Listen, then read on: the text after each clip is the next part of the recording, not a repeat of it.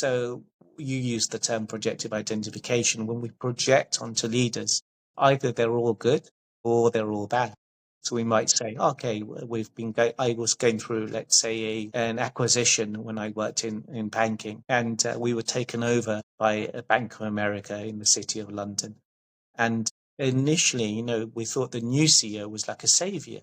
He's there to help rescue the bank, save it from collapse. So almost all these projections were going on. He looks a bit like Clark Kent, so projections of Superman, and then it came, the job cuts and redundancy rounds. So it went from a hero to almost the savior to the villain, but nothing in between. And we tend to project that onto our leaders. And often in management, there's a lot of attention given to the hero's journey and the Campbell story about, having almost the right of initiation, being called out from the tribe, going through trials, getting assistance, returning with a boon and some knowledge and gift back to the community.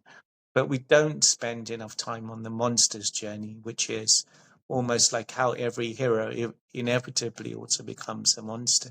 And we can see that through, like political figures like Robert Mugabe, who was a principled African nationalist, but when he gained power, Zimbabwe became more authoritarian. Or Aung San Suu, oh my God, the leader in Burma, who was the Nobel Prize winner. You can say her name better than I have. I've just got a memory lapse. It's Aung San Suu Kyi, and she won the Nobel Prize for peace. And yet, when she was in power, she was accused of supporting the military with their genocidal acts against the Rohingya.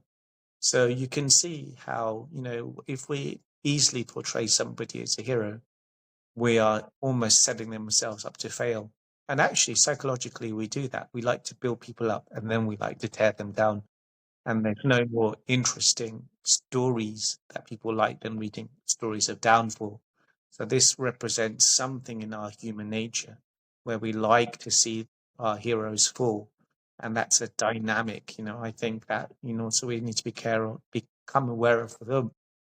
How are we putting seductive qualities? How are we projecting, as you're saying, qualities onto our customers, onto our leaders, onto our brand that set us up for a downfall?